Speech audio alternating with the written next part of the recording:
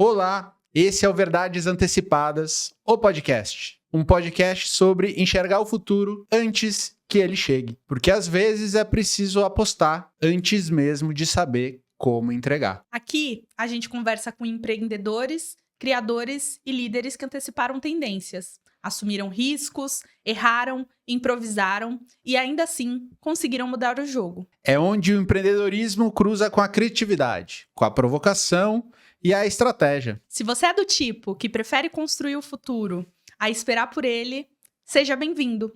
Esse podcast é para você. Eu sou a Anne. E eu sou o Killing. E nessa estreia muito especial do Verdades Antecipadas, o podcast, nós temos um grande convidado. Ele é cofundador da New Hack, que é um ecossistema de apoio a empreendedores early stage, com educação e mentoria, e também sócio do fundo EntryPoint, que gere hoje 40 milhões para startups. Investidor anjo de empresas como a Be Confident e a NG Cash, ele foi CEO da Rocket City, uma edtech com mais de 50 mil alunos e que teve exit em 2021. Listado na Forbes Under 30 em 2021 e MIT Innovator Under 35 em 2025, o Terron é palestrante e referência em inovação, tecnologia e empreendedorismo no Brasil. Rodrigo Terron, seja bem-vindo. Opa! Primeiramente, estou bem animado aqui de gravar, honrado de ser o primeiro convidado. Olha aí. Aproveito para parabenizar pelo projeto. Não sei se eu posso falar aqui, né? Mas esse projeto nasceu na nossa turma do MBA, lá na Link. E é um projeto que a gente vem discutindo em sala há um bom tempo. Então, ver ele se realizando, se concretizando, é super legal. E fiquei bem feliz. Estou animado aqui com a conversa. Terron, é um prazer ter você aqui nesse primeiro programa, nessa estreia. E para começar, né, toda a verdade antecipada ela começa com uma inquietação e a gente vai querer entender qual é a sua. E essa pergunta a gente vai fazer para todo mundo que passar por essa cadeira, então você vai ser a primeira pessoa a responder, que é: qual foi a verdade do futuro que você enxergou antes de todo mundo acreditar e que mesmo assim apostou nela? Legal. Eu acho que no meu caso, talvez essa inquietação e essa verdade, acho que ela é menos sobre o negócio e talvez um pouco mais direcionada para o empreendedor, né? Eu vim de uma origem muito simples, né? Então assim, eu nem falava muito disso até pouco tempo atrás, assim, e hoje eu bato muito na tecla da minha história, da minha trajetória. Importante, mas assim, cara. É super importante. E eu não levava isso... Não é que eu não falava, mas eu achava que ia ter um momento certo de trazer isso para a mesa. Mas minha mãe é cozinheira, meu pai é pedreiro, só estudei em escola pública na minha vida toda. Então, quando eu terminei o ensino médio, eu já sabia que eu queria empreender. Nessa época, eu fiz... Isso eu acho que eu nunca falei em podcast. Mas inédito aí, hein, galera? Inédito. Eu já fui funcionário público. Que legal! No ensino médio, eu estudava na escola estadual, né? E o governo do estado abriu um edital para contratar pessoas para trabalhar numa sala de informática dentro da escola. Então, a ideia era que eu trabalhasse na escola que eu estudava. E aí, eu acho que estava no primeiro ano do ensino médio. Eu fiz a prova, ganhei a vaga. Eu estudei bastante, assim, e falei, legal. Só que acabou que eu me formei e a sala de informática nunca ficou pronta. E aí, assim... Difícil. Não, mas isso gerou, de certa forma, uma oportunidade. Eu acabei, como tinha prazos e datas desse edital, eu fui contratado e eu virei meio que um assistente da diretoria da escola. Então, eu passei a trabalhar dentro da diretoria e aí ajudava ali com tarefas administrativas. Só que isso meio que foi muito importante e mudou um pouco a minha vida, porque nessa época eu não tinha nem internet nem computador. E eu tinha lá dentro da escola acesso dentro da diretoria, eu tinha acesso a uma sala que tinha um computador, internet, e eu tinha uma certa ociosidade no momento que eu não estava ali ajudando. E aí, nesse momento, eu também passei a ficar mais tempo até do que eu podia, e a diretora, o pessoal da secretaria falava, não, fica aí, pode utilizar a escola. Então, nesse momento, eu fiquei muito conectado e comecei... E eu já queria trabalhar com tecnologia desde criança. Eu vi um computador, eu endoidava, assim, falava, cara... Eu quero fazer isso. Mas indo para a questão da verdade, nessa época eu assisti um filme da década de 90 que é o Piratas no Vale do Silício, que ele era um filme que contava a história, né, do Steve Jobs, da criação, da fundação da Apple e até um pouco da vida dele antes da Apple, como que foi todo aquele momento que mudou a história da tecnologia. E naquela época, acho que a minha verdade, assim, era a de ser um grande executivo de tecnologia. Eu falei assim, eu quero ter minha empresa, mas eu também quero, acho que, conquistar um reconhecimento dentro da indústria de tecnologia. E eu não sabia exatamente como eu ia fazer isso, mas eu tinha aquilo como um objetivo. E até o próprio Vale do Silício, naquela época, era algo muito, muito, muito, muito, muito distante da minha realidade. Mas eu cresci com aquele direcional e isso deveria ser 2008, 2009, talvez 2007, não sei o ano. Nossa, bastante tempo. E interessante que desde o início já tecnologia e educação se misturaram no teu caminho, né? Exato. Eu sempre tive o Steve Jobs assim como uma pessoa assim que me inspirou muito. Acho que ele como pessoa tinha vários pontos talvez negativos, mas ele como empreendedor, eu acho que ele é aquele cara que ele foi muito visionário várias vezes. Então ele foi muito visionário quando ele propôs a proposta do computador dentro de casa, lá, depois o iPod, depois o iPhone, depois o iPad, enfim. Quando ele morreu em 2011, ele ainda deixou um roadmap de produtos de 5 anos. Então, até 2016, 2017, a Apple ainda lançava produtos que, de alguma forma, passou pela mão do Steve Jobs. Então, que, de alguma forma, foram uma verdade antecipada. Exatamente. Ele foi o grande antecipador de verdade. Um grande antecipador de verdades. Materializou várias delas quando ninguém imaginava. E, cara, falando de educação, assim, tem uma outra fala tua, que essa já foi dita em podcasts, que você acredita muito na educação como uma forma eficiente de hoje incorporar novas pessoas, novos públicos no seu negócio, né? Que a educação faz parte da sua estratégia também de se relacionar, de atrair mais gente. Queria que você falasse um pouco sobre isso, assim, como que você enxerga exatamente isso e como, na prática, isso faz parte hoje da tua visão de estratégia de negócio. Perfeito. Quando a gente pensa em qualquer, enfim, negócio que você vai fazer, acho que tem um grande desafio que é aumento do nível de consciência. Então, você está criando algo novo e geralmente quando a gente fala de startup, você está propondo coisas que ainda não existem ou comportamentos, né? Então, Sim. Aquela coisa do Uber, vamos criar um aplicativo e o cara vai entrar dentro de um carro do estranho. Então, você precisa gerar um nível de consciência para, de alguma forma, aproximar. A tese que eu tenho e que eu venho defendendo nos últimos anos é que o startupeiro ele é muito bom no desenvolvimento de produto, no desenvolvimento de tecnologia, mas ele tem muita dificuldade com a distribuição e com o desenvolvimento de canais e quando ele tem essa solução, muitas vezes eu dou muita mentoria para empreendedor, que ele fala, mas o app tá aqui, tá bom, e eu não consigo achar o usuário. Por um outro lado, a gente tem no Brasil, o Brasil é um dos maiores mercados quando a gente fala de marketing digital, no sentido de criação de fanbase, criação de comunidade, volume de seguidores, né? A gente... É um hábito do brasileiro fazer pessoas ficarem famosas. Então, a gente...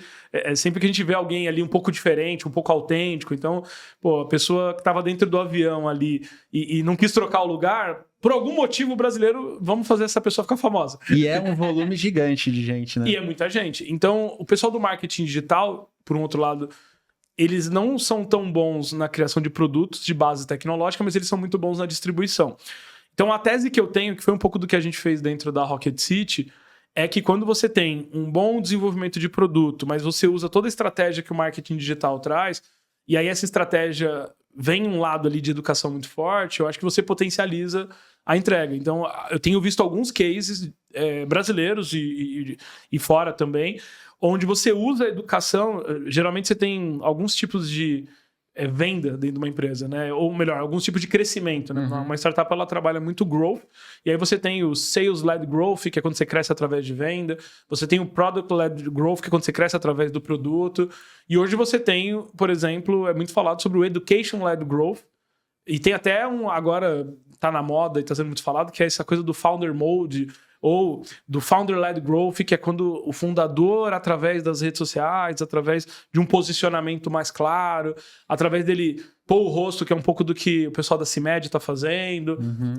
você acaba, de alguma forma, potencializando a distribuição.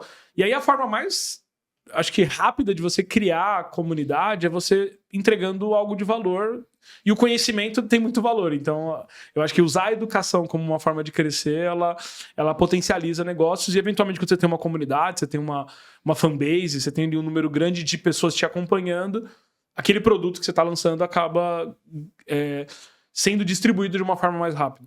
E você apostou em hackathon quando ainda era considerado uma coisa de nerd ali, né? Parecia uma brincadeira, assim, tal. O que te fez enxergar esse nicho, assim, esse ponto de oportunidade em trabalhar com esse tipo de público? Perfeito. E foi cedo demais você liderar essa conversa de hackathons? Teve um preço ser Teve. inovador? Acho que, assim, a gente se considera pioneiro, mas a verdade é que eu participei de um evento, e aí quando eu participei de um hackathon aqui no Brasil, eu falei, cara, como que eu sou formado em análise e desenvolvimento de sistemas, como que eu fiz uma faculdade, me formei, saí da faculdade, já tinha trabalhado alguns anos no mercado e eu nunca tinha ouvido falar disso. Então eu fiquei, aí veio da coisa da inquietação, eu fiquei muito inquieto com isso e muito maravilhado ao mesmo tempo. Porque quando eu participei, assim, em um final de semana eu conheci umas 200 pessoas, eu testei tecnologia, eu tive que criar um produto, eu tive que fazer um pitch. Então quando eu entendi toda essa lógica, eu falei, pô, isso deveria acontecer com uma frequência gigantesca. Isso deveria, se possível, acontecer todos os finais de semana. E começou um pouco disso. Eu tinha uma fábrica de software, eu fazia site, e-commerce, aplicativo, e aí eu comecei a bater na porta das empresas que eram clientes na época e falava assim, você precisa organizar um hackathon. E as pessoas falavam, organizar o quê? do que você tá falando, cara? O que você usou? Como que você traduzia isso? E aí a gente veio muito nessa linha de explicar. E isso é até legal, porque acho que a gente já tinha feito uns 3 ou 4 eventos, e aí eu falei, a gente precisa falar disso na imprensa. E foi minha primeira relação com uma assessoria de imprensa. Na época eu fui até a CDI, que era uma assessoria que trabalhava só com grandes empresas. Eu lembro que eu marquei a reunião com um dos sócios, e aí eu falei para ele, Henrique, seguinte, eu não sou perfil de cliente da CDI, eu não tenho dinheiro para pagar a CDI, mas se você fechar comigo, eu vou trazer as melhores pautas e eu vou ajudar os seus clientes, que são grandes empresas, com a inovação. E aí teve uma aposta por parte dele, ele deu uma carência, fez um modelo bem diferente, assim. Eu trabalho com o Henrique até hoje, são mais de 10 anos trabalhando com ele. A CDI virou NR7, mudou... Mas assim, quando a gente começou, aí eu lembro que quando ia fazer uma matéria, a gente fez algumas, por exemplo, para a TV. E aí na matéria, assim, a gente falava um hackathon, e aí saía assim, grupo de amigos se reúne para resolver. E aí eu ia no jornalista e falava, cara, por que você não falou hackathon? Porque o mais importante é falar. Então todas as primeiras vezes que foi falado hackathon em rede nacional, a gente participou do Pequenas Empresas, Grandes Negócios, a gente fazia um hackathon em 2015, 16 ou 16, 17, não me lembro o ano, mas a gente fazia um hackathon de combate à corrupção. A gente fazia ela dentro da Câmara dos Vereadores de São Paulo. Então, os desenvolvedores eles sentavam na cadeira dos vereadores e a gente trabalhava junto com a Procuradoria para dar acesso aos dados que são dados abertos, mas que a galera tinha muita dificuldade de processar esses dados. Então, a gente colocava a galera para avaliar esses dados e utilizar esses dados para criar ações de combate à corrupção. Então, quando a gente fazia esse evento, ia todas as TVs lá gravar e tudo. E aí eu ia pro jornalista e falava, cara, por favor, fala hackathon. Hackathon. E aí ele fala mesmo, como assim? E aí a gente começou a sair e tal. Então, acho que quando foi ali 2017, foi um ano que começou a sair muito PR. E a gente começou a fazer muito projeto grande. Aí todo o projeto... Aí eu entendi uma coisa, assim, muito mágica sobre o hackathon. Eu falei assim, quando uma empresa me procura para fazer um hackathon, ela tá me procurando para organizar uma grande festa da inovação. Só que tem um benefício muito grande de ser organizador, porque essa empresa, geralmente, ela quer que eu organize a festa, mas que eu faça os convites. Então, eu era responsável pelos convidados. Quando eu entendi isso, aí eu falei, não, eu preciso, na minha banca de jurados, eu preciso ter um jornalista, eu preciso ter um investidor, eu preciso ter um diretor de inovação. Então, virou quase que um jogo de estratégia. Eu gastava semanas pensando em quem deveria estar nesse evento. Qual empresa poderia estar lá como mentor e depois me contrataria para virar um organizador? Então a gente meio que ia trabalhando com a rede. E naquela época a minha rede de contatos era infinitamente menor do que ela é hoje, só que eu tinha que trabalhar bem com esses contatos. Então eu tinha que entender quem eu deveria convidar, para qual papel, como eu posiciono essas pessoas. Então virou meio que um tabuleiro de estratégia para gerar o melhor resultado possível para as empresas. Porque é uma inovação cara. Quando você pensa num hackathon, você tá falando de um projeto... A gente acabou de fazer um projeto, por exemplo, com a Qualcomm, que foi um projeto beirando ali R$500 mil. Então, assim, não é um projeto barato, assim. A locação do espaço é caro. É um evento de 2 dias que tem 7 refeições para, sei lá, 200 pessoas. Então você tem... É muito caro, muita comida. Você tem que ter um preparo. Então você tem custos envolvidos ali na organização que acaba tornando isso difícil. E você chegou nesse de quase R$500 mil. Você lembra quanto custou o primeiro? Eu cobrei R$5 mil. Olha aí, escalou um pouquinho, né? E daí você foi falando um pouco sobre... Eu tinha uma rede pequena de contatos e hoje essa rede é muito maior e você lida muito com pessoas que estão começando agora, né? Acho que hoje o grande foco do seu trabalho é essa galera que tá num early stage, etc e tal. Qual dica você daria pra galera que tá começando agora? Assim, eu ouvi muitas coisas aqui que eu acho que quem tá ouvindo a gente, né? Você que tá ouvindo a gente tem que prestar atenção nesse sentido de coisas que a gente pode aprender com esse cara que tem uma história muito legal, mas assim, dica prática. O que você pode falar pra alguém que tá começando agora numa verdade antecipada que ninguém tá fazendo ainda? Legal. Eu acredito muito no networking. Quando, assim, em 11 anos empreendendo, quando alguém me pergunta, qual... sei lá, a coisa mais relevante que você fez, é a minha rede de contatos. Eu acho que ter acesso... Hoje eu tenho acessos, assim, para sentar em qualquer mesa, acessar qualquer lugar e falar com qualquer pessoa. Então isso acaba sendo muito forte, muito poderoso, porque assim, às vezes eu me surpreendo com a capacidade da minha rede de, quando eu preciso chegar em alguém, a velocidade que eu consigo, ou quando eu preciso acessar algum lugar, como eu resolvo isso rápido. Então a dica e sendo muito prático, assim, tem que se jogar. Então, 2014, quando eu comecei a empreender, era eu e um sonho e meus sócios ali. E aí, assim, não tinha muitos eventos, mas eu estava em todos. Hoje em dia eu não consigo estar em todos, eu estou em eventos todo dia. Mas naquela época, eu já ia em todos, assim. Então, assim, eu lembro que a Porto Seguro abriu uma aceleradora, tinha evento toda terça, eu ia todas as terças. Todas as terças, sem falta. Aí abriu o Cubo, todos os eventos do Cubo eu ia. Abriu o Google Campus, todos os eventos. Então, você vai começando a ficar conhecido, você vai conectando as pessoas. Então, acho que o primeiro ponto é você ser visto e você desenvolver essa percepção de esforço. As pessoas olham e falam assim, não, esse cara vai dar certo, porque ele tá em tudo. O nível de entrega, de disposição. E eu acho que muita gente, às vezes, falha nisso. Assim, por exemplo, tem pessoas que, às vezes... Eu vou pegar um exemplo, assim, tem pessoas que estão ali na minha DM querendo marcar um papo comigo. Queria marcar um papo. E hoje, dado o volume de pessoas que me procuram, às vezes eu não consigo. Uhum. Só que assim, eu faço um evento toda semana. E aí tem pessoas que eu falo, cara, vem aqui. Vem no evento. Lá. Tem pessoas que vão e geralmente algumas pessoas elas falam, não, eu vou ir, etc. Quando a pessoa chega lá, além dela falar comigo, eu ainda saio apresentando. Isso aconteceu essa semana, eu tava em Belo Horizonte, olha que louco. E aí eu palestrei lá em Belo Horizonte na escola do Sebrae. Aí uma pessoa no meu Instagram falou, você tá em BH? Queria tomar um café. Eu falei, vem na palestra. E ele teve um problema, não conseguiu ir. E aí ele me mandou assim, muito frustrado. Não consegui ir na palestra. E eu não ia ter tempo, porque eu tinha mais um dia e eu tinha agenda o dia todo. Só que o pessoal marcou uma trilha, 7 da manhã. E aí eu falei pra ele, eu falei assim, olha, cara, o único tempo que eu tenho que vai ser com o pessoal que tá comigo, mas se você não se importar, é uma trilha às 7 da manhã. E ele falou assim, você tá me convidando? Eu posso ir pra trilha? E ele foi pra trilha às 7 da manhã. Eu já ia perder o negócio, né? Não, e aí ele foi, participou, cara, ficou... Aí eu falei, essa aqui é a Gabi, trabalha comigo, ela mora aqui em BH, conecta com ela, usa o escritório, então... ganhou uma rede, né? Já ganhou uma rede de apoio. Uhum. E aí depois ele mandou mensagem agradecendo, falou, cara, tava precisando disso e tal.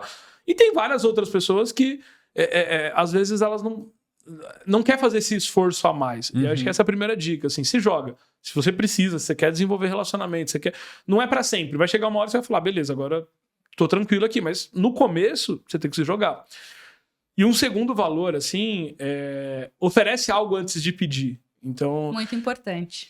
Às vezes você quer um contato, então eu acho que tem um valor muito grande quando eu olho pra Anne e aí eu penso assim, quem na minha rede eu poderia conectar com a Anne que geraria valor pros dois? Uhum. E aí, para entender isso, eu tenho que conhecer a Anne, eu tenho que perguntar, eu tenho que demonstrar interesse. Sim. Aí, a partir do momento que eu identifiquei, eu falo, Anne, se eu conectar você com, sei lá, com o João, vai te gerar um valor. E eu gero um valor para os dois lados. Então, eu já... Teve uma época, assim, que eu ia para eventos que eu conhecia as pessoas só de nome e LinkedIn. Então, eu falava assim, aquele cara, ele é o CEO de tal empresa, aquela pessoa é uma diretora de tal negócio.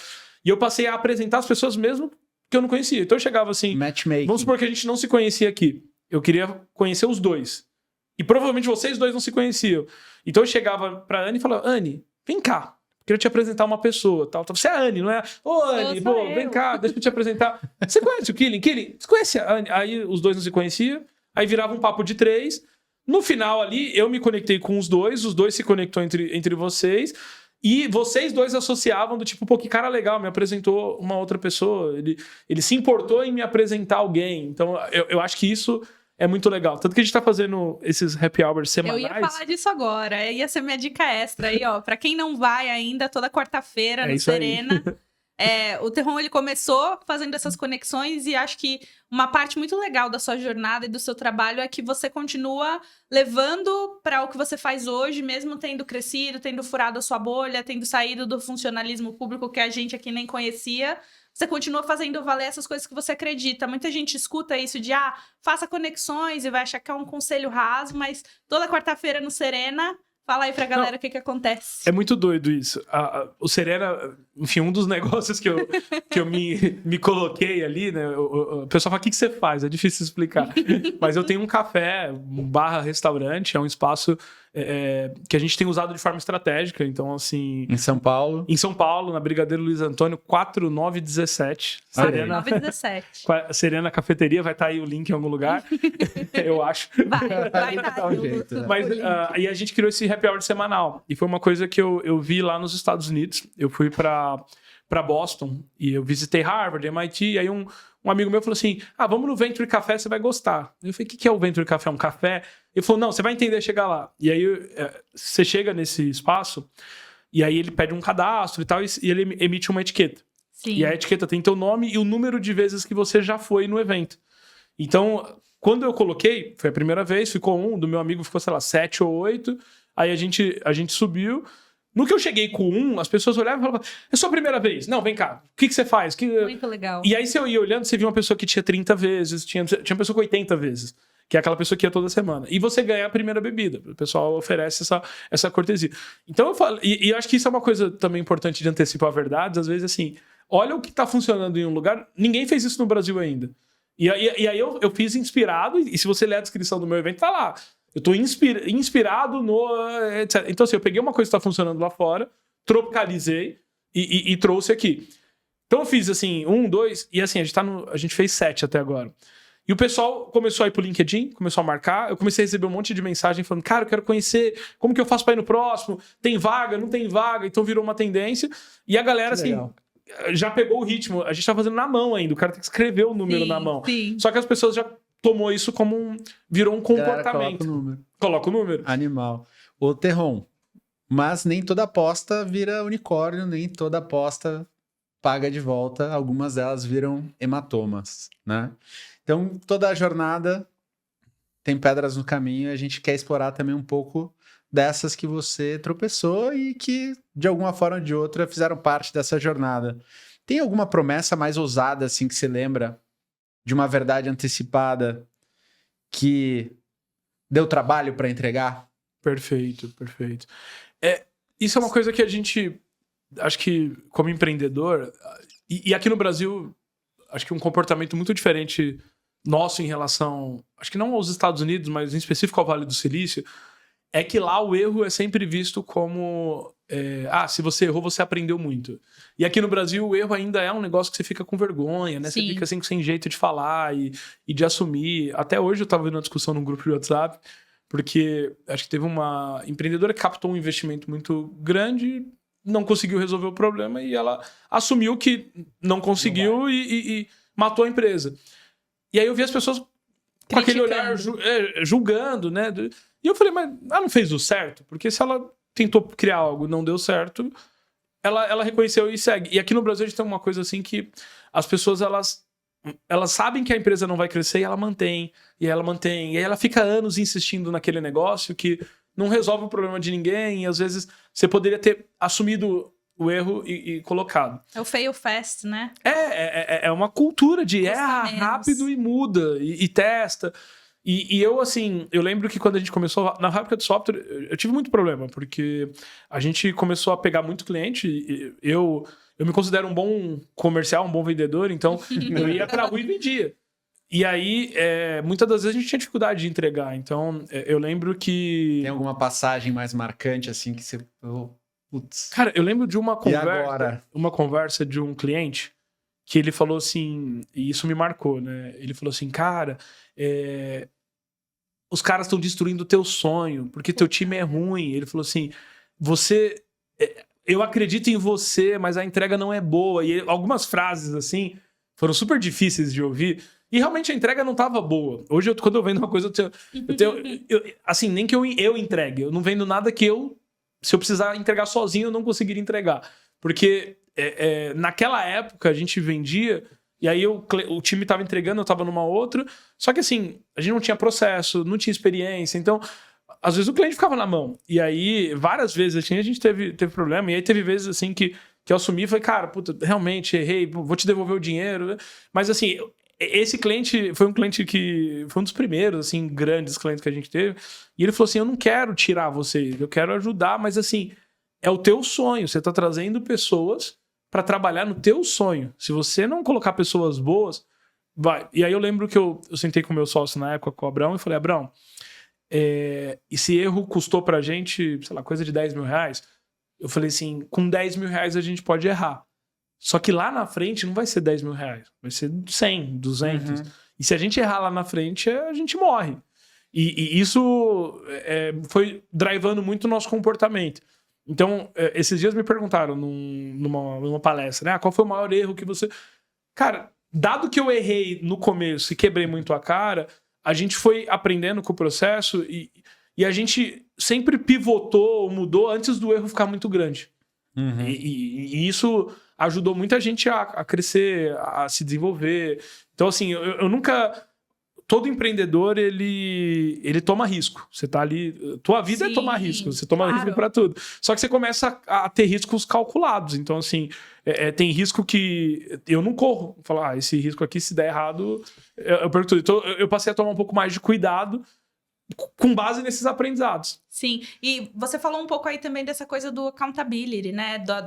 De você conseguir se responsabilizar e sustentar seus erros, do tipo, teu cliente confiava tanto em você que você assumiu o seu erro para ele e ele não quis mesmo assim que você saísse do negócio. Então, uma outra pergunta que eu queria puxar, que parece muito com essa, mas é diferente, você lida muito com empreendedores em early stage. Qual erro você vê a galera cometendo que, tipo assim, você tem que dar essa dica de... Não faça mais isso, sabe? Uma lição aprendida que todo empreendedor precisa ouvir, assim, nesse estágio inicial. Legal.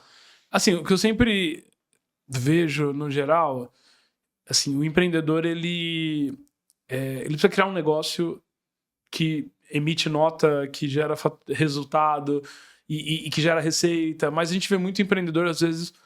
que ele muda, ele fala, não, eu preciso achar alguma coisa aqui para captar investimento. E você cria... Eu acho assim, quando eu comecei a empreender, não fui diferente de nenhum outro empreendedor. Você fala assim, eu vou criar esse negócio, um dia esse negócio vai ser grande, eu vou ganhar dinheiro, vou ficar rico, e aí você fica rico, faz o que você quiser. A vida não é assim, né, no geral. Então, muito empreendedor, às vezes, ele deixa de criar um negócio que de fato faz sentido. E aí, um negócio faz sentido, é um negócio que resolve um problema real. E ele fica mais preocupado em criar um negócio que é elegível para o que a gente chama de VC track. Do tipo, eu vou conseguir captar dinheiro com esse negócio. E isso acho que é um erro muito grande, porque os empreendedores que eu vejo, que é aqueles que, desde o dia zero, criam um negócio que alguém está disposto a pagar, resolve uma dor real. Esse empreendedor, ele até levanta dinheiro. Só que ele não precisa. Ele levanta dinheiro para crescer. Ele levanta dinheiro, eventualmente, para dar um passo maior, para estruturar, mas ele gera receita desde o dia zero. E você tem aquele empreendedor que, às vezes, ele nunca gerou R$1 de receita, ou ele gerou muito pouco com um amigo, com um conhecido, mas ele, em vez dele ir lá e empreender de fato, ele fica passando o chapéu ali, procurando um investidor. Ah, não, porque eu preciso captar, porque eu preciso captar, porque eu preciso captar. E esse é um erro muito grande, assim, né? A gente... Hoje tem dinheiro no mercado. O mercado, assim, o Brasil tem muita oportunidade para o bom empreendedor. Nunca vi um bom, excelente empreendedor não conseguir oportunidade captando investimento. Só que Você não pode chegar lá com a corda no pescoço, do tipo, se eu não conseguir esse dinheiro, eu vou morrer daqui 3 meses, porque no final das contas, a gente tá avaliando a capacidade de conduzir aquele negócio. Eu vou investir. Não quanto você precisa da grana, né? Exatamente, porque às vezes, dá dó, dá pena. Chegam os empreendedores, às vezes, num nível de desespero, e aí esse empreendedor começa a ouvir muito não, e aí ele começa a pegar um desgosto pelo negócio, pelos investidores, e aí parece que o investidor é um vilão, e aí você fala assim, cara, mas e o cliente? Que cliente? Né? Tipo, o que você tá tentando resolver o problema? Você tem falado com ele? Porque a vida do empreendedor é tentar resolver o problema de alguém. Se alguém tá esperando ali a solução, né? E uma empresa que hoje ela não gera esse resultado, assim, não tem alguém disposto a pagar pelo produto, pelo serviço, ela não deveria existir. Porque ela está atrapalhando o mercado, ela está ali tomando espaço de uma empresa que realmente resolveria um problema, ou ela está resolvendo um problema que ninguém tem esse problema. E acontece muito, né? Às vezes a gente imagina que existem problemas e você fala, não é bem assim. E o que você usa, lê, faz para conseguir se manter conectado nessas oportunidades no core desse empreendedor que você é e que você cita, que é a pessoa que coloca uma dor de um cliente, uma dor de um consumidor no centro das decisões? Legal.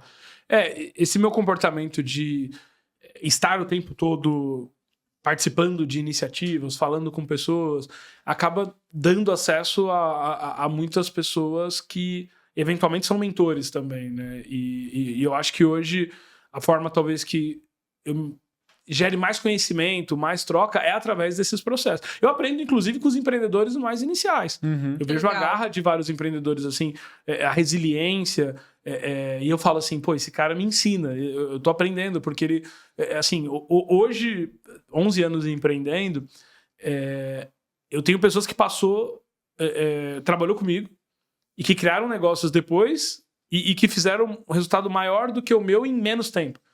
Então eu aprendo com pessoa que estava aqui no time. Outro dia estava aqui no time comigo, hoje toca um negócio gigantesco, etc. Outros empreendedores que às vezes, eventualmente, sei lá, conectei ele com alguém, eu conheci num evento, e aí você olha e fala, pô, olha a velocidade. Então eu aprendo. E eu tento, assim, obviamente, estar muito por dentro de notícias. Eu ouço muito podcast, então eu acho que o podcast é uma forma legal de desconectar. Leio, não o quanto eu gostaria, mas eu passei a ouvir audiobook, eu gosto muito de pedalar, de correr, então você põe um audiobook ali, em 3 dias você escuta um livro, uma média de 10 horas ali, você pega um livro legal. Então, assim, alguns livros que eu não consegui ler, eu passei a ouvir, falei, essa é a forma legal de fazer, mas eu acho que tem uma questão muito importante, que é a questão da ambiência. Você é a média das pessoas que você convive, então quando você passa a conviver com outros empreendedores, naturalmente, mesmo que você não pergunte, você vai receber esses inputs, porque tá todo mundo vivendo aquilo, então tá todo mundo falando sobre aquilo. E eu comecei a ver o quanto isso me moldou enquanto empreendedor.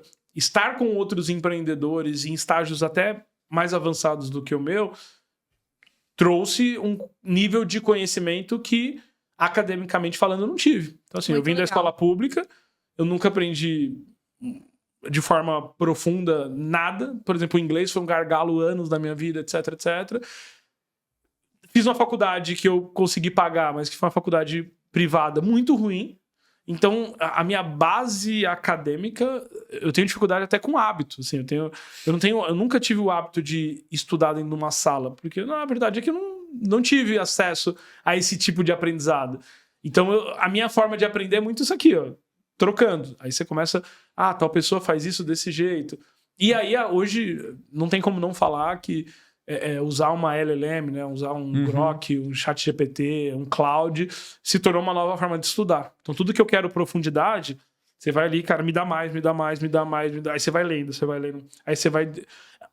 Essa conversa com a inteligência artificial virou parte da rotina, né? Então, assim, tudo que eu quero me aprofundar, eu vou ali. Não, mas isso aqui. Não, me fala mais disso. Não, mas me dá como tal pessoa avalia isso. Aí você vai meio que entendendo. Muito legal. Então, não é sobre estar na sala certa, mas de construir as relações certas e participar das conversas certas, se eu entendi. Exatamente. Muito bem, cara. E, a gente acredita aqui no Verdades Antecipadas que o futuro se constrói a partir do futuro.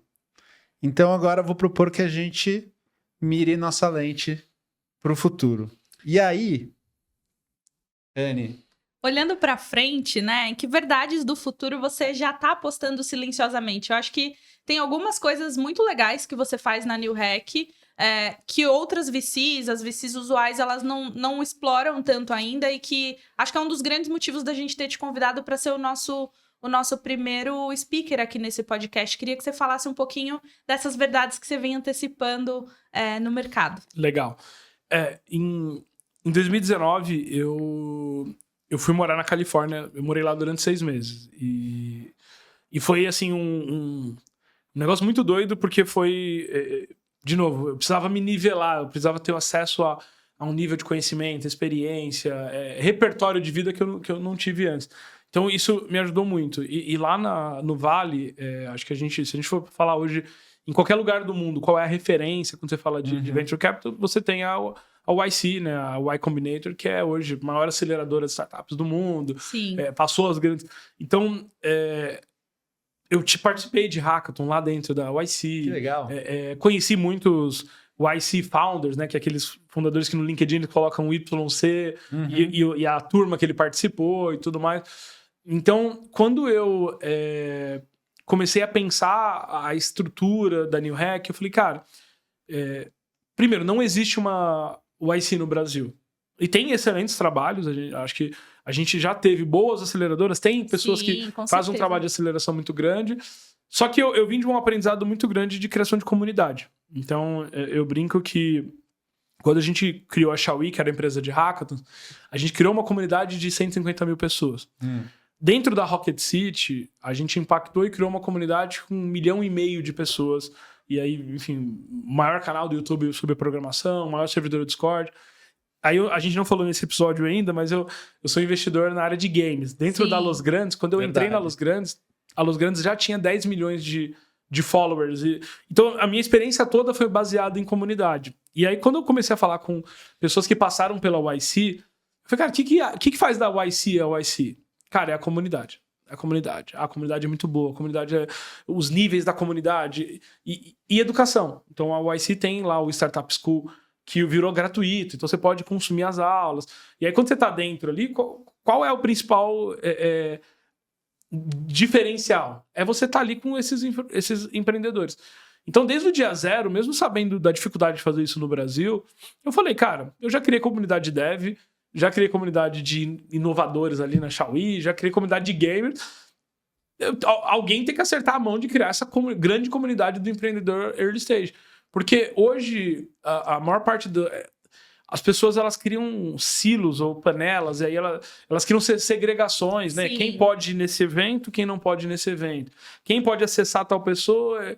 E eu sou muito contra isso, assim. Então, se você tem um evento de startup early stage, o cara um pouco maior não quer participar. E eu acho que poucas pessoas hoje no Brasil têm o nível de acesso que a gente tem. Sim. Então... Eu não sei que dia que sair esse episódio, mas eu posso falar uma coisa que ainda a gente não divulgou publicamente, mas assim, por exemplo... Mas pode fazer o jabá aí, fica à vontade que a gente divulga. Vai lá. Não, que é uma coisa legal. Quando a gente criou o Journey, que é a nossa imersão de fundadores, eu falei assim, o primeiro lugar a gente fez num lugar aleatório, a primeira edição. Aí a segunda, eu falei, cara, precisa achar um lugar legal pra fazer. Aí a gente foi no iFood. Olha. E aí quando a gente fez esse evento no iFood, a galera falou assim... Cara, que incrível. O evento foi no iFood. Eu vi que o empreendedor que foi ali para imersão, ao mesmo tempo, para ele, teve um significado de estar dentro do iFood. Aí a terceira, a gente fez no Cubo, que é um lugar que faz parte da minha história. Sim. E a gente fez no Cubo na semana que antecedia 10 anos de Cubo. Que legal. E aí eu falei, cara, a 4ª edição do Journey, onde que a gente vai fazer? Onde vai fazer? E aí tem uma empresa brasileira que hoje ela vale $800 milhões, que é a Traction, e que foi fundada pelo Igor Marinelli, pelo Gabriel Lameiras, que são pessoas que eu conheço já há muitos anos. Na época da Xiaoyi, a gente fez hackathon junto, morei com o Igor lá na Califórnia, e aí eu falei pra ele, cara, pô, a gente participou junto, eu chamei ele pra palestrar no evento, a gente palestrou, e eu falei, cara, tô procurando um lugar diferente pra fazer a próxima edição do Journey. E aí ele falou, cara, faz na Traction. Eu falei, sério? E eles pegaram agora uma planta Eles trabalham com indústria, com máquinas e tal. Então eles pegaram um espaço de 10 mil metros quadrados. Uau! Ali perto do consulado. E aí, assim, a gente vai levar uma turma gigantesca de fundadores dentro de uma empresa que ela foi de 0 a 800 milhões de dólares de valuation em 4 anos. Então... Vai ter inspiração, hein? E a coisa legal, assim, como que a gente dá acesso? Porque é o que eu mais faço, né? Então, assim, eu pego hoje muito do meu acesso e eu fico tentando pôr esses empreendedores nos lugares. Eu vou nos lugares para me dar ingresso, não sei o quê. Aí eu faço os meus eventos. Então dentro do meu happy hour, por exemplo, você vai achar do cara que tá na ideia ao cara que já vendeu a empresa. E conversando, interagindo, fazendo... E isso é muito legal, porque tem gente nesse mercado que se coloca num pedestal, né? Exatamente. Você coloca numa distância desse cara que tá começando com a ideia ainda. E acho que essa é uma das grandes sacadas do seu negócio. Essa coisa de todo mundo ali tá no mesmo nível, todo mundo tá empreendendo igual, todo mundo pode aprender alguma coisa com o outro, né? E sim, e o Vale do Silício é assim. Porque quando eu morei lá, eu me considerava assim... Eu falava, cara, eu sou nada aqui perto dessa galera. O cara mais simples, se você olhava, ele era muito mais gênio do que eu na minha carreira. Ele é humilde, galera. Ele é humilde, tá? Não, mas hoje, dado... Vamos dizer assim, a minha carreira... Eu tive um crescimento muito grande de 2020 em diante. Em 2019, a gente ainda era muito pequeno. Então, não tinha condição de estar em alguns lugares que eu estava. E quando eu ia ali e eu falava assim, cara, não, a gente é muito pequeno, a gente tem 10 pessoas no time, a gente tá fazendo isso... E aí você pegava, às vezes, uma pessoa assim, gigantesca, o cara do Google, etc. E o cara olhava e falava, cara, que incrível o que você tá fazendo. E eu, assim, fazendo isso no Google Tradutor. Não tinha, não tinha o inglês. Na época o Igor me ajudava. Que legal. O Igor da Traction, teve uma vez que eu consegui uma conversa com um VC americano. E eu falei, cara, você vai comigo. Eu lembro que ele ficou, assim, dias comigo, ensaiando. E aí eu falei assim, eu vou decorar essa parte do pitch, então eu vou fazer essa parte, aí depois eu não vou conseguir improvisar, aí você me complementa. Aí eu lembro que a gente imprimiu o deck, então mandou encadernar, eu cheguei assim, mega preparado, e aí eu cheguei pra esse cara e falei assim, olha, mas vou te pedir uma desculpa, meu inglês ainda não é muito bom. E aí eu lembro que ele falou assim, cara, eu já investi no teu país, eu já fui várias vezes pro Brasil, eu não sei comprar um pão de queijo em português. Você não precisa falar inglês bem. Importante, ele falou, você não precisa falar inglês bem. Eu só preciso entender o teu negócio, me explica. E pô, até hoje eu conheço ele, até hoje quando eu vejo ele, eu lembro, a gente conversa. Hoje eu consigo me comunicar, mas naquela época eu não conseguia me comunicar bem, e era difícil. E aí você tem aquela síndrome, né, do impostor. Então, eu tinha uma mega confiança quando eu tava aqui no Brasil. Quando chegava ali, eu falava assim, pô, não sou daqui, não tenho... mas eu aprendi muito isso. O Vale é muito sobre comunidade. Lá tem eventos todos os dias. Ninguém pergunta... muito do que você já fez, não fez. Você quer ir, você vai participar e você tem acesso. Óbvio que tem um outro que é um pouco mais exclusivo, vamos dizer assim. Sim, com certeza. Mas eu nunca gostei dessa coisa da exclusividade. Então, às vezes, as pessoas me mandam convites para algumas coisas assim. Isso é mega exclusivo, é só não sei o quê. Eu falo, cara, puta, onde eu não posso pôr gente, eu não vou, assim, não sabe, tipo, onde eu não posso pôr pelo menos uns 5, assim... E é uma subversão, né, realmente, do formato dominante. É muito legal, cara, porque essa aposta que você faz, então, em construir comunidades de empreendedores, comunidades abertas, né, e que agregam diferentes perfis e que incorporam esses valores que você demonstrou desde o início da sua jornada de dar, de abrir, de construir juntos, de apresentar, pega na mão de um, pega na mão do outro, né? Conecta. Cara, eu acho muito legal e transpondo isso para outras áreas. A gente falou também do volume que o Brasil tem, a gente falou... e cada vez mais se fala, na verdade, na construção de negócio, na construção de marcas, que aí já cai um pouco mais dentro do meu território, o quanto hoje isso é construído a partir de uma lógica de comunidade, né? Entendendo que hoje você tem agentes que não são só consumidores, mas são co-criadores de uma marca, de um negócio, e que se você tiver com o radar atento, se você tiver com os caminhos de escuta, se você tiver com construir os espaços para trazer para dentro da sua estratégia a comunidade, o que ela está te dando de informação, de conhecimento, de feedback, de pedido, enfim, o quanto que isso é potente, né? Então, muito legal, cara, ouvir. É 100% intencional, assim, desde o dia zero, assim, o dia que eu... E isso é bem legal, você trabalha com branding, quando eu sentei basicamente, assim, eu sempre tive comunidade. E a marca, assim, na época da Xiaomi, a galera, assim, matava por uma camiseta com o logo da Xiaomi. Falava assim, pô, é a Xiaomi, porque a Xiaomi... Até hoje, assim, esses dias eu fiz um post da Xiaomi, várias pessoas comentando, não, porque mudou minha vida, porque mudou minha vida, porque mudou minha vida. Aí na Rocket City a mesma coisa, as pessoas viam a marca da Rocket City. E aí quando eu fui criar... Aí pensa assim, eu saí de uma estrutura dentro da Rocket City com 100 pessoas. E de repente sou eu sozinho de novo. Não tenho sócios, não tenho funcionários. Eu tive que fazer um exercício de voltar a ser mão na massa, porque eu deixei de ser mão na massa. Então, assim, quando você começa a ter uma estrutura, a estrutura começa a crescer, você passa a ser mais, primeiro, tático, depois você vai pro estratégico. Sim. E aí, assim, na Rocket City, se eu tentasse fazer alguma coisa, eu atrapalhava o time, porque eu tinha pessoas nos papéis para fazer as coisas. Então, o meu papel era dar essa visão estratégica. Quando eu tentava pôr a mão na massa, eu atrapalhava. Aí, de repente, só tem eu de novo. Então, esse pós-venda, etc. E aí eu fiquei um ano ali nesse exercício. E aí eu comecei... Esse um ano eu fiz tudo o que eu faço hoje, só que sem uma marca. Então, eu dava mentoria, fazia investimento, mas era o terror, não tinha uma marca por trás. E eu comecei a sentir falta disso. Eu falava assim, pô, eu não tô criando alguma coisa aqui que é um ativo que as pessoas vão olhar e vão falar assim, nossa, isso é precioso. Ah, eu quero vestir isso, eu quero... Então, quando eu comecei a pensar na New Hack, eu lembro que a primeira coisa que eu falei, cara, marca não é logo. Eu entrei num gerador de logo... Amen, brother. Nossa, quantas vezes eu falo isso ao longo da cara, minha vida. Eu criei o logo da New Hack, eu criei num gerador de logo de $10. Eu fui lá, criei o logo. Hoje eu tenho um manual de marca, eu mandei pro designer e falei, cara, constrói em cima desse logo aqui. Agora vai, né? Mas assim, com um logo de $10, um PPT, um template do Canva, gratuito, eu criei um material, e aí esse material, que foi o primeiro deck da New Hack, eu lembro que eu mandei para 20 pessoas próximas, que eu tenho muita admiração, para pegar feedback. Dessas 20, 10... pediram, eu não queria captar para New Hack, eu nem precisava captar para New Hack, mas 10 pediram para fazer parte, colocaram dinheiro, não, porque eu quero entrar, isso aqui é muito louco que você tá criando, e aí eu lancei, e aí eu lembro que no dia que eu lancei, aí eu vim com o conhecimento que eu já tinha, eu falei, eu vou fazer um PR, então eu vou no dia do lançamento e vou fazer uma festa, e aí eu peguei a abertura da São Paulo Tech Week do ano passado, e aí eu criei, aí você tem que hackear o processo, né, eu olhei para você tinha evento a semana toda, e aí na segunda não. Eu falei, cara, eu vou fazer na segunda. Então, segunda. Eu fiz no evento de abertura da Tech Week e virou oficial, porque é o segundo ano que eu faço agora. Que demais. Então, o evento de abertura da semana virou nosso. Quem deu esse evento pra gente? Ninguém. É o Se Jogar que você falou lá no início. Abraçamos esse título. Então, o primeiro evento da Tech Week é da New Hack. Com parceiros, obviamente.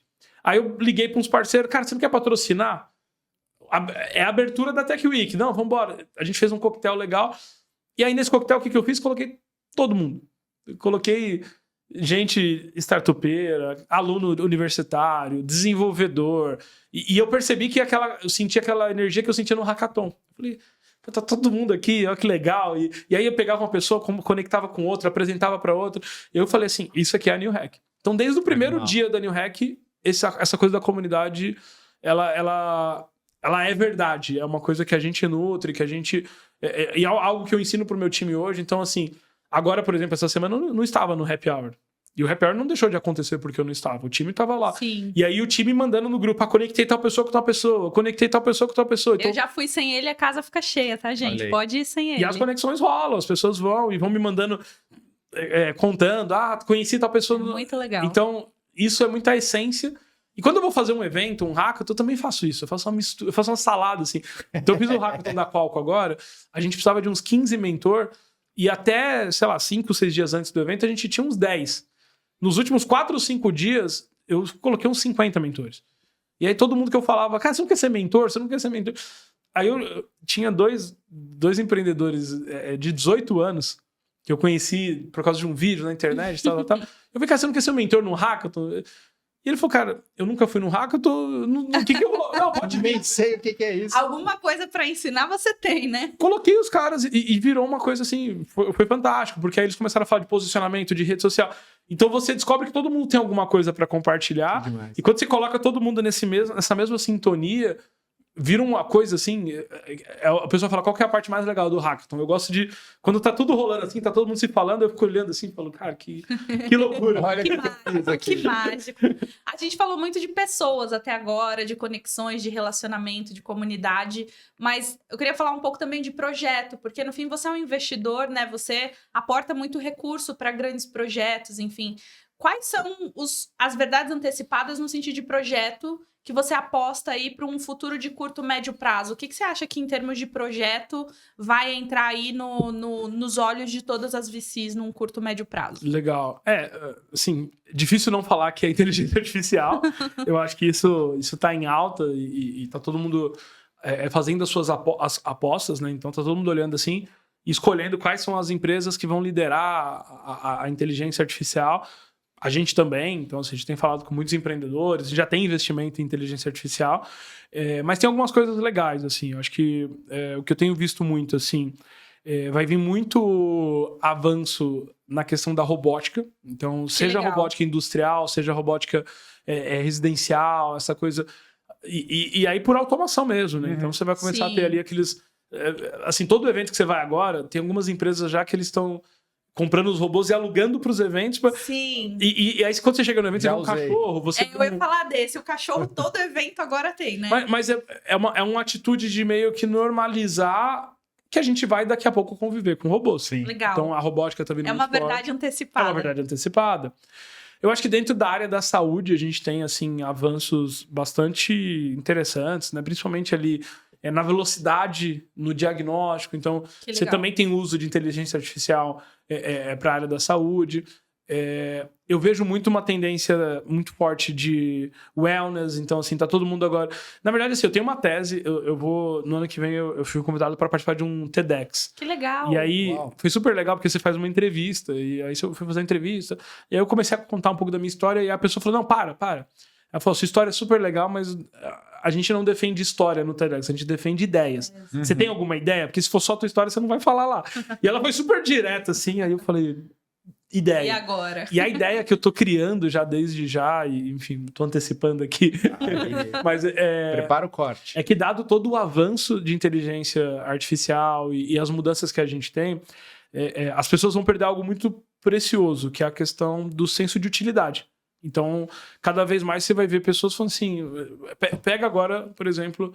Vou pegar exemplo que já está acontecendo. A parte de um design, um criador ali de apresentações. Então, assim, se você antes pagava, às vezes, aquelas consultorias para fazer um PowerPoint, você pagava caríssimo, etc. Hoje você pega ali o Canva mais um LLM... Eu levava, às vezes, 3 semanas para preparar um slide de uma palestra. Hoje eu faço isso em 45 minutos. Então, você começa a perder um pouco dessa utilidade. E aí você vai precisar ter uma tendência natural de criar soluções que devolvam esse senso de utilidade para a humanidade. Ressignificar, né? Porque as pessoas, quando elas sentem que elas não são úteis, isso acontece geralmente quando a gente tem uma idade avançada, a gente começa a perder um pouco... E o que acontece quando você começa a perder sua utilidade aos 30 anos? Você começa a ficar numa situação complexa. Então, eu tenho falado isso muito em mentoria, né? Quem criar soluções que devolvam o senso de utilidade para as pessoas é uma oportunidade de negócio. Então, o wellness vem muito nessa linha. Então, assim, se eu vou precisar trabalhar menos horas porque a demanda humana diminuiu no mercado, eu vou precisar fazer alguma coisa com essas horas. Eu não posso... Aí eu vou usar essas horas com sabedoria, sei lá, vou buscar melhorar, ser uma pessoa melhor, né? Ou eu vou, sei lá, jogar cassino, que é algo que hoje já é um pouco... Já é essa realidade, já né? É uma realidade ruim. E que, particularmente, eu fico bem preocupado com até onde pode chegar e pouca gente falando sobre isso. Esses dias, até aproveitar que eu tô aqui nesse ponto, eu fui palestrar num evento de inovação e que eu já tinha palestrado há alguns anos, e eu vi a primeira vez que eu vi um evento de inovação sendo patrocinado por uma casa de aposta e cassino. Caramba! E eu quase desisti. Assim, eu não desisti da palestra porque eu tinha me comprometido, tinha pessoas que foram pro evento para me ouvir, etc. Mas eu comecei a ficar incomodado. Eu falei assim, não é o ambiente que eu quero falar, né? Não é o que eu acredito. Então, eu acho que a gente tem esse desafio de criar soluções que, de alguma forma, devolva essa questão ali da utilidade, de alguma forma, gere um impacto positivo. Eu acho que a tecnologia vai muito para essa linha. Do tipo, óbvio que a tecnologia ela vai ser usada para o bem e para o mal. Então, assim, se você pega hoje outra tendência muito grande, a parte de cibersegurança. Então, assim, Sim, os com ataques certeza. estão ficando mais sofisticados, né? Então você tem... Hoje eu consigo fazer um ataque, eu consigo ligar com o seu rosto, com a sua voz, falando do jeito que você fala e enganar a tua mãe, ou a tua avó, ou um amigo. Então, eu vou precisar criar proteção disso, vou precisar criar soluções do outro lado para proteger. Então a gente tá num momento, assim, tão acelerado que você tem que começar a olhar para essas tendências de uma forma muito rápida Sim. e propor soluções, porque o timing é muito pequeno. Eu tava falando hoje com uma pessoa, eu sou investidor da Be Confident, que é um curso de inglês com AI no WhatsApp, e aí eu tava falando com ela, eu falei assim, cara, durante anos a Fluency, que era uma empresa que ensina idiomas e tal, ficou ali liderando. Eu falei, pô, por que não foi a Fluency que lançou o primeiro curso de AI com pré-educação de idiomas? Tipo, o que esses caras estavam fazendo que eles não viram essa tendência de usar a IA, né? E eu acho que é um pouco disso, assim, né? Você tem que prestar muita atenção no que tá mudando, porque o mundo tá mudando numa velocidade muito rápida. Então, assim, se você não adota, se você não tá testando coisas novas o tempo todo, a chance de você ficar para trás é alta. E aí você vem um player novo, esse player novo, ele puxa o mercado. Então, sim, quem tem a capacidade de prever verdades antecipadas leva, né? exatamente. E aí vem essa coisa assim, do tipo assim, a gente sempre conta aquela história, porque a Netflix veio e matou a Blockbuster, mas assim, a velocidade que isso vai acontecer vai ser muito rápido. Cada vez hoje, maior, né? Hoje você tirar um líder de mercado e jogar é muito mais acessível do que era alguns anos atrás. Terron, baita papo, a gente adorou. Obrigadão, cara. O Verdades Antecipadas, o podcast com você. A gente tem mais um último ritual que a gente quer construir, que é você fazer uma pergunta para o nosso próximo convidado, para ele também trazer alguma verdade antecipada dele aqui. E então, tem o detalhe, a gente ainda não sabe quem é, a gente só sabe que é um empreendedor. Boa. Deixa eu pensar um pouco. Eu acho que... Assim... Essa é difícil. Essa é difícil. Ó, pensa aí, quando você tiver, a gente vai pedir pra você falar olhando para aquela câmera ali, ó, porque a gente vai passar a sua pergunta pro próximo convidado, hein? Que legal. Isso é inovador. Aí, ó.